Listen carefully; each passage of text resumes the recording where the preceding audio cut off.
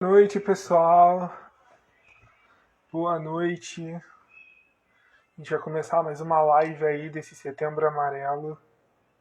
Hoje com a Raquel, esperando só ele entrar. A gente vai começando.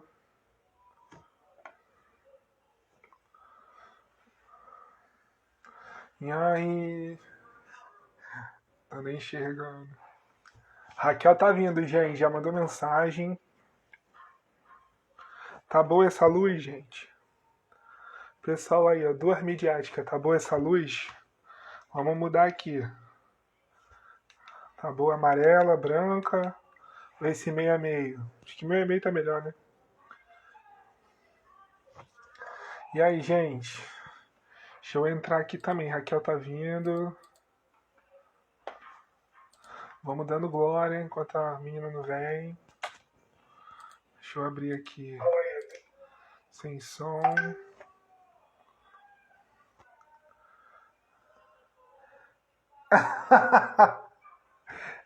Léo. Eu vou também arrumar uma pra tu, uma luz dessa pra tu, Léo. Cadê Raquel? Tu tem que pedir a Raquel. Ih, olha a Olga aí, maravilhosa. Cidade Alta é tudo nosso. Tu tem que pedir a Raquel. Nunca brinquei disso não, hein? Ih, Regina Raposo. Ai, meu Deus. Tenho nem roupa pra essa live. Com Regina Raposo. Não tenho. Raquel, eu tenho que te convidar. Não. Cadê o safado do Luan? Bota ele aí. Ai, chegou. Ai, Maria, olha. Deixa eu Tá me mudar de ouvindo? roupa. Tô te ouvindo. Amém. Olha, eu nunca estive nervosa para falar em público, fazer live, nada, é a primeira vez que eu tô Cara, eu tô nervosa.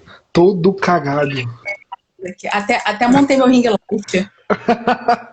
Aí dá, aí dá. O Léo falou que a nossa luz é a melhor. O meu é meu ring light aqui, bonitinho. Não, eu falei, gente, vamos testando as luzes, né? Que o negócio não é barato, a gente ó, vai mudando as luzes até ver a luz melhor. Aí, Obrigada, Tainá. maravilhoso, né, Tainá? Madu arrasando. Madu tá sumida. Tá, né? Tá. Família! E aí, gente, vambora. O pessoal tá chegando. Regina Raposo, eu falei que não tenho nem roupa pra essa live. Ela tá lá na cozinha, acho que ela nem sabe o que eu vou fazer lá.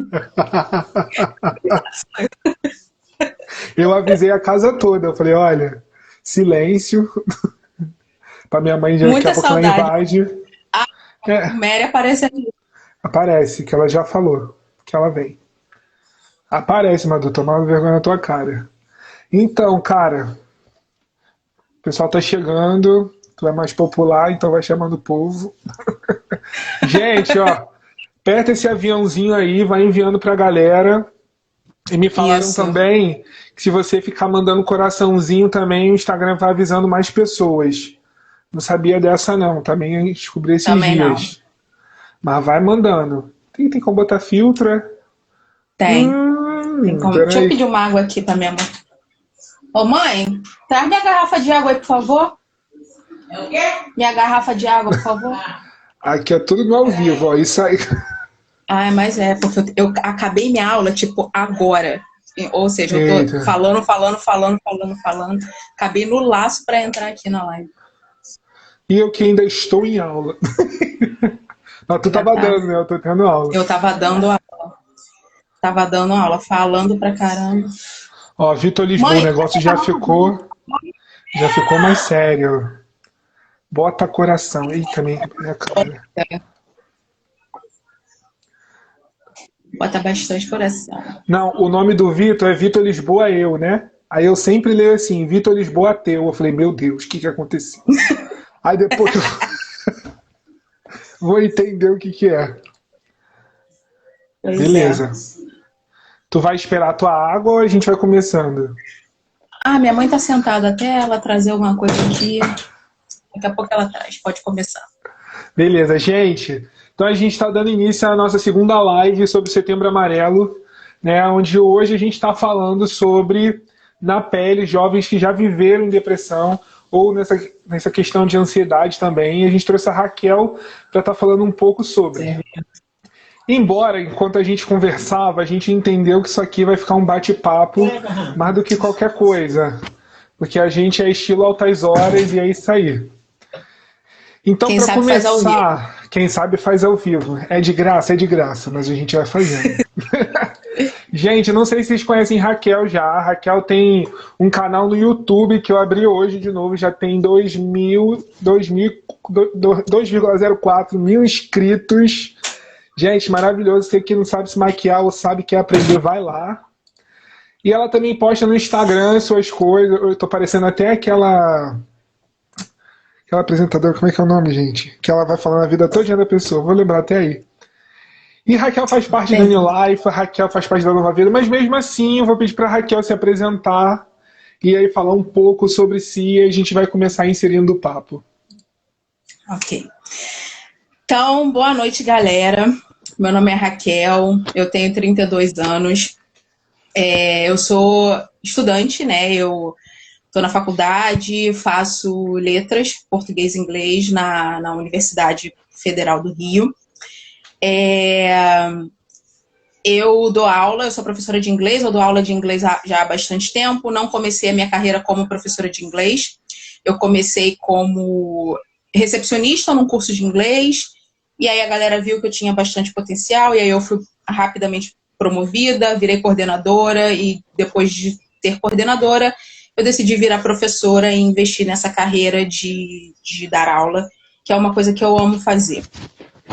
E, assim, é uma coisa que me dá paz, me deixa bem, então é aquela carreira que eu sei que é para mim. E aí tô eu aí no mercado já dando aula desde os meus 20, então já são 12 anos como professora, e já dei aula na maioria dos cursos, né, de inglês que vocês conhecem aí pelo Rio de Janeiro. Sou cristã desde que eu nasci, né? Eu costumo brincar, dizer que ser cristã não foi uma coisa que eu escolhi a princípio, mas sim é uma coisa que vem de família. Minha mãe é da igreja, quando eu nasci minha mãe já era da igreja, eu sou nascida e criada na igreja, e depois de passar por certas situações na minha vida, eu digo que eu de fato escolhi Deus, e isso aconteceu quando eu tinha 27 anos de idade, que foi quando eu decidi, não, é isso que eu quero para minha vida, eu não consigo viver sem isso, eu não consigo viver sem Deus, e foi quando eu decidi de fato que era o que eu queria seguir. Arrasou, né? Coisa básica. Gente, foi o melhor, e aí? Foi o melhor aluno mesmo, Mauro. Aí, Mauro, arrasando, Mauro, botando as caras, isso aí. Faz a merchan dela, pelo amor de Deus. Gente, e aí pensando nesse contexto já, que você imagina uma loucura, né? Eu já trabalhei em curso de inglês, mas na área de vendas já sabe a loucura que é, e enquanto os jovens se profissionalizando, decidindo carreira e tudo mais. Como foi, Raquel, para você... Olha, eu vou entrar na temática aos poucos, mas para a gente ir dando uma suavizada melhor, como foi para você entender essa carreira, e será que você foi muito, eu não queria dizer ansiosa, mas gerou muita expectativa para escolher sua profissão futura? Porque é um problema para a gente, né? Para a galera da nossa idade, assim, 18 anos, e agora eu vou para a faculdade, o que eu vou fazer? Isso foi um problema para você? Sim. Foi um problema muito grande, porque eu passei a minha vida inteira querendo fazer medicina. Eu queria ser médica. Na realidade, eu nunca quis ser professora. A minha mãe sempre batia na tecla do tipo, vai ser professora, vai dar aula de inglês. Inglês é a única matéria que você gosta de verdade, porque eu sempre gostei, eu sempre fui apaixonada por inglês, sempre foi minha língua favorita, né?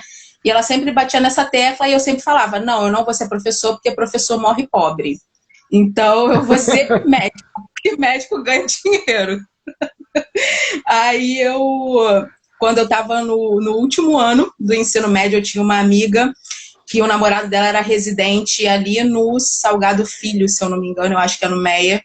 E ela também queria fazer medicina, e ele chegou pra gente e falou assim, Vocês querem de fato ser médica? Então, vou trazer vocês aqui, eu sou residente, vocês vão passar um tempo comigo aqui na UTI. Cara, Caramba. desabou, porque eu entrei no hospital, eu virei e falei assim, eu quero sair deste lugar o mais rápido possível, porque isso não é pra mim.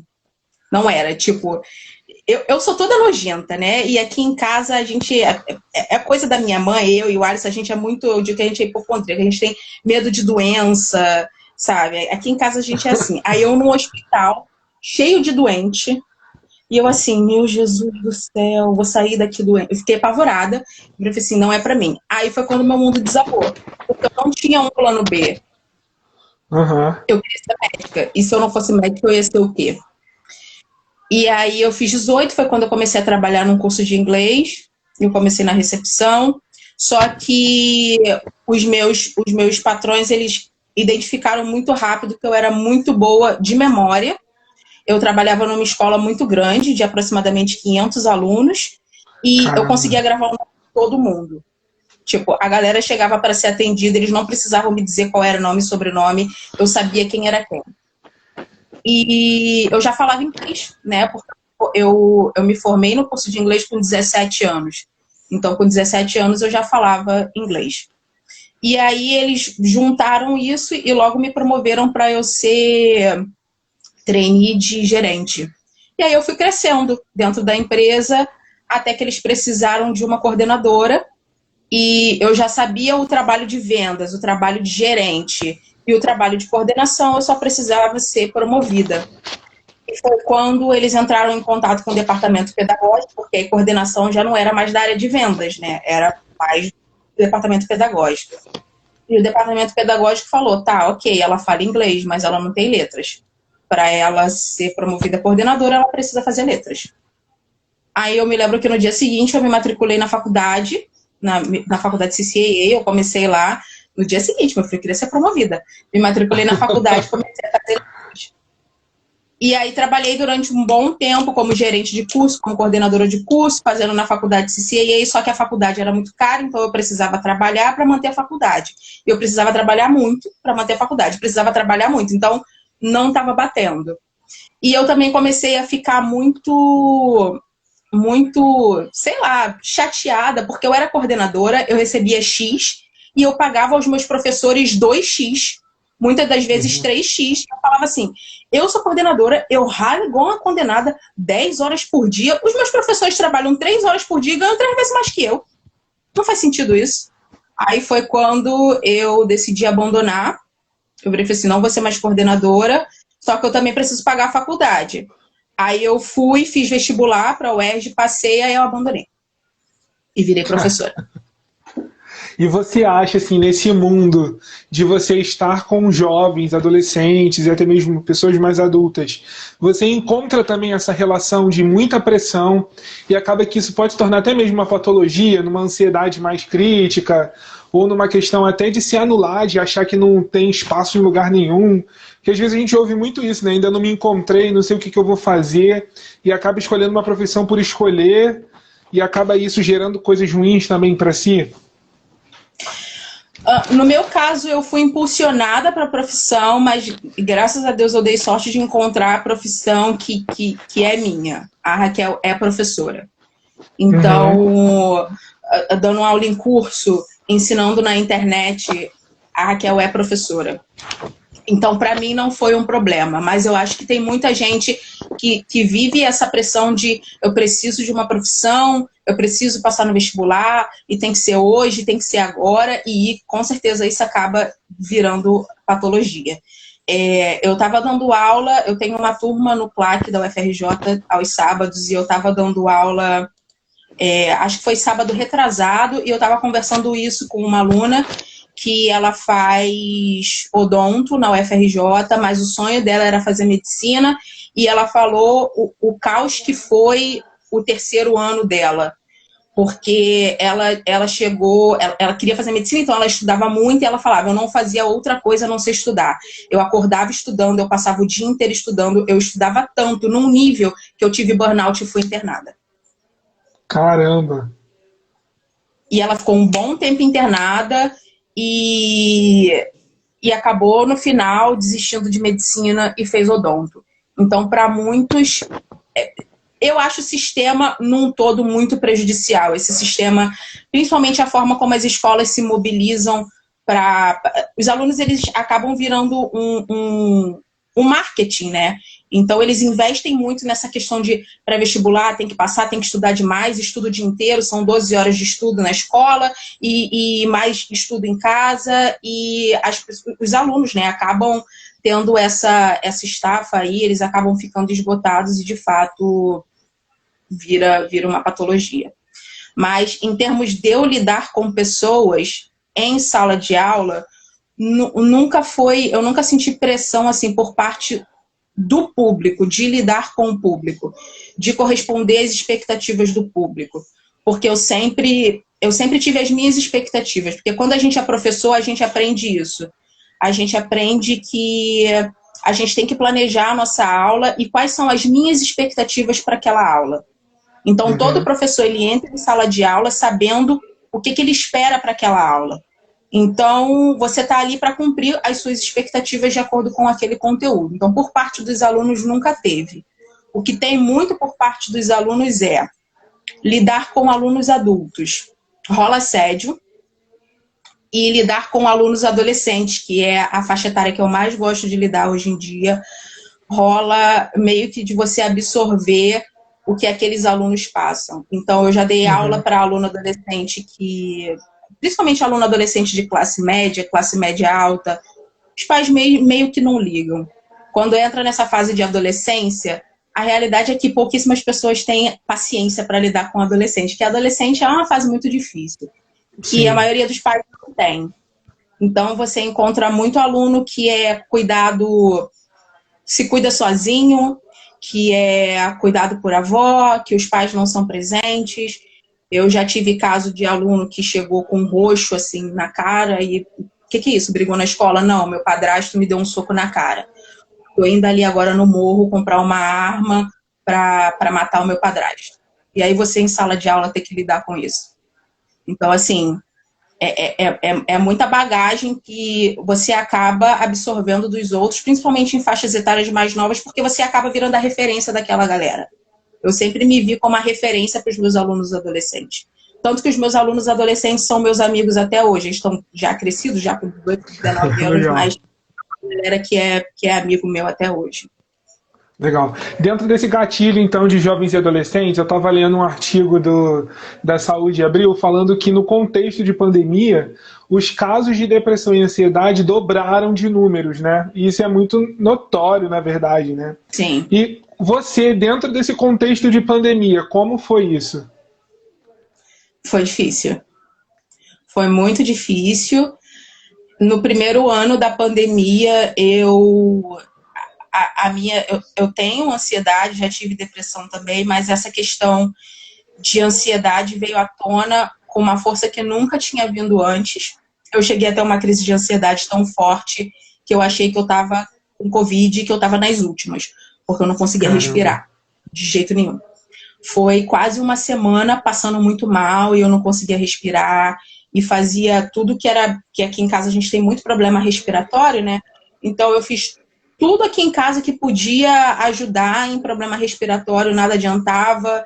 Às vezes a única posição que me era um pouco confortável era de joelho, mas foi muito brabo. Aí eu cheguei, uma amiga minha melhor amiga, me mandou mensagem e falou assim: vai na clínica da família tal, porque a minha amiga, ela é médica, ela quer te ver, ela quer te atender.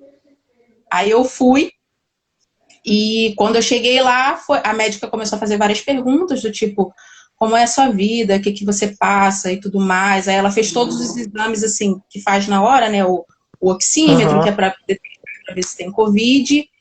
E ela virou e falou assim: você não tem Covid, eu vou te encaminhar para psicoterapia. Você já fez psicoterapia? Eu falei assim: nunca fiz nenhum tipo de terapia. E aí ela virou e falou assim: então eu vou te encaminhar para psicoterapia e tudo mais.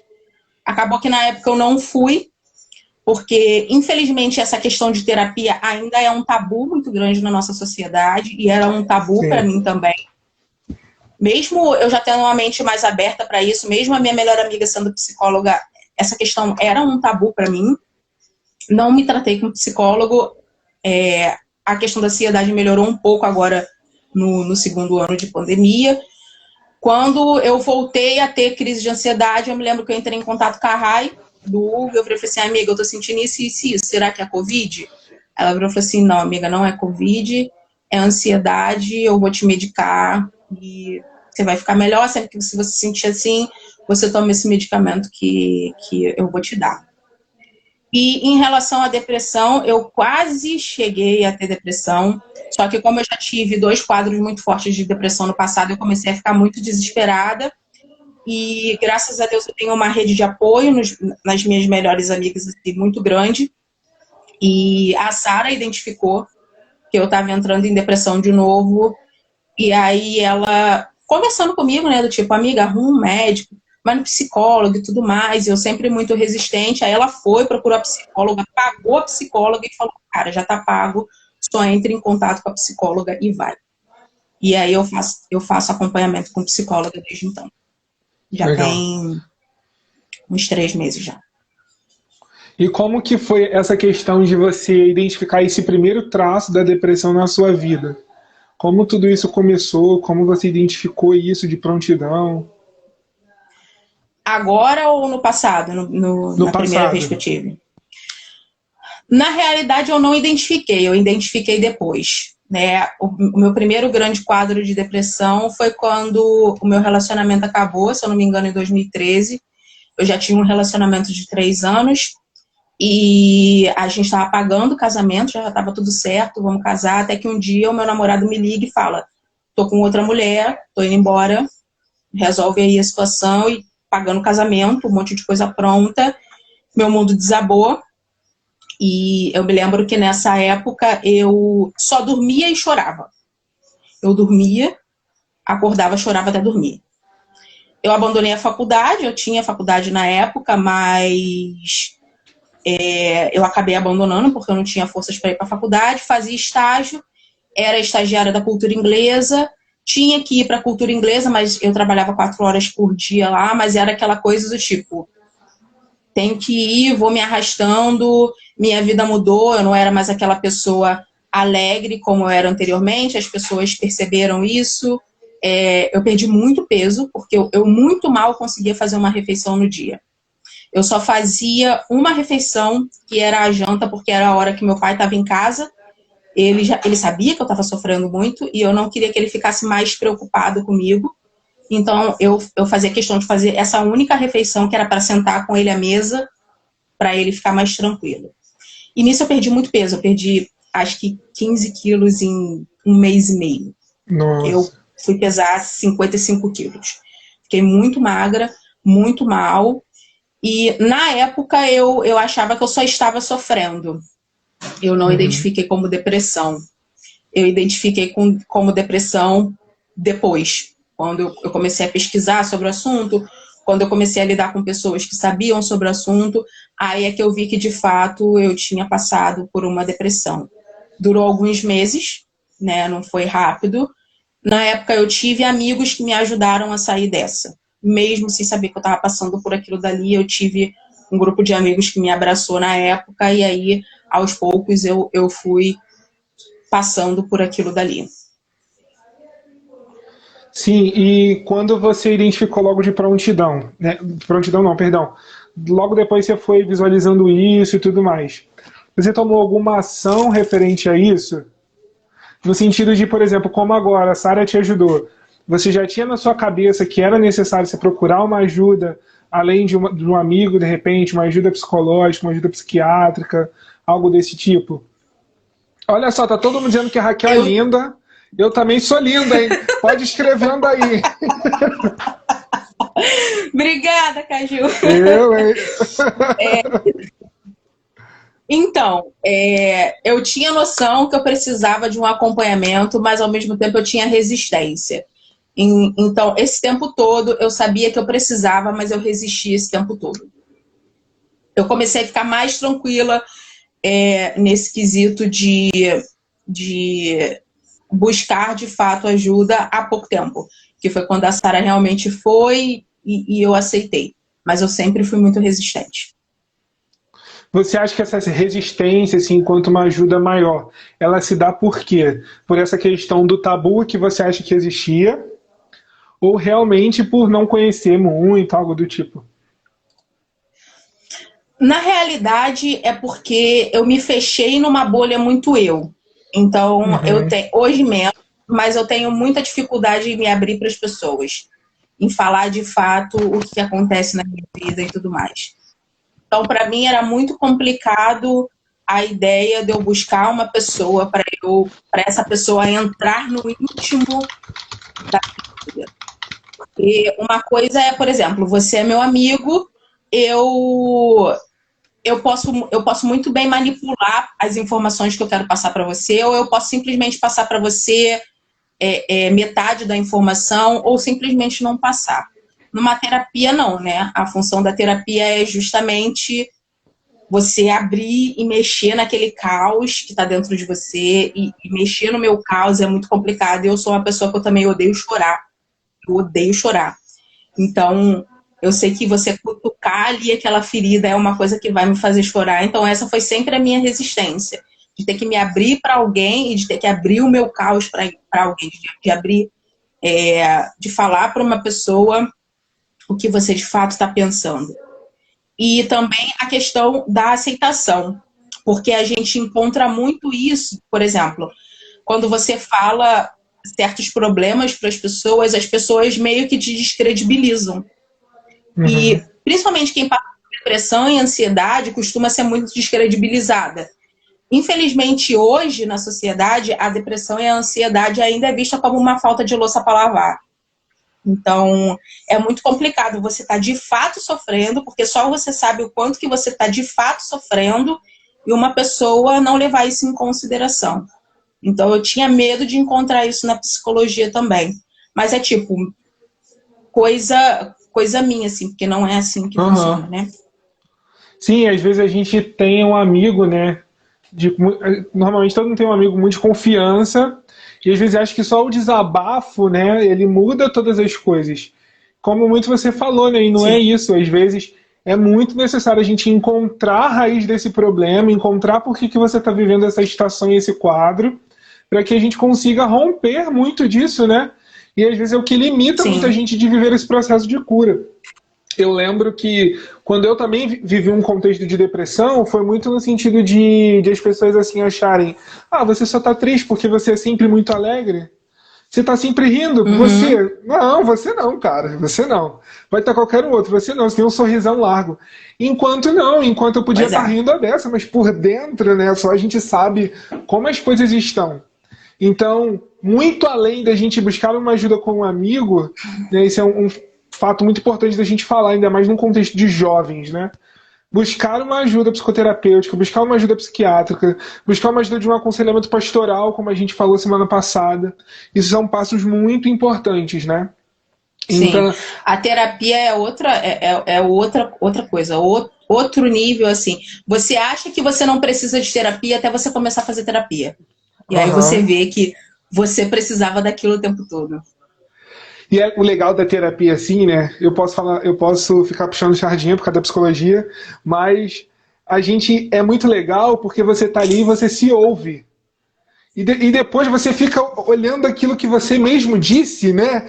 E é muito engraçado isso, porque às vezes você até se encontra assim, cara, tô vivendo isso por. Cara, aí aquela coisa assim, ah, isso tudo agora faz sentido. Tudo porque você se ouviu. Tudo porque alguém gerou um Sim, gatilho em você, né? sim. Pra você repensar muito disso. Mas dentro Uhum. desse contexto que a gente está hoje de jovens, e vamos colocar os adolescentes aí, porque tem alguns adolescentes aqui com a gente também. Você acha que isso, hoje, até dentro de um contexto de igreja, tá? Você acha que isso ainda é um problema hoje? Olhar essa questão do psicólogo, do psiquiatra, isso ainda é um problema? Olhar o crente não pode ir para esse tipo de atendimento? Tá, com certeza. Com certeza.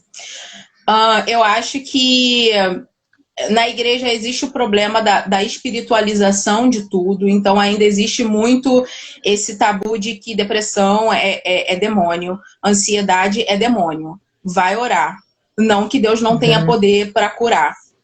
Deus tem poder para curar. Da mesma forma que Deus tem poder para curar um câncer, Deus tem poder para curar qualquer coisa. Mas a pessoa que está com câncer, ela frequenta o hospital, ela vai para o INCA, ela tem acompanhamento e ela vai ter acompanhamento pelo resto da vida dela. Então, por que que com certos tipos de doença a gente aceita esse tipo de tratamento e com outros tipos de doença ainda não é aceito? Doenças da mente, principalmente, né? Depressão, ansiedade são doenças. E, infelizmente, as pessoas ainda não aceitam esse lugar da depressão e da ansiedade como doença, e isso dificulta muito a busca por um profissional que possa te ajudar a tratar aquilo dali. Eu, particularmente, vejo a depressão e a ansiedade como doenças que você vai precisar de acompanhamento pelo resto da sua vida. Porque a gente estava até conversando antes, né, que você virou e falou assim, eu quero que você fale do seu processo de superação da depressão.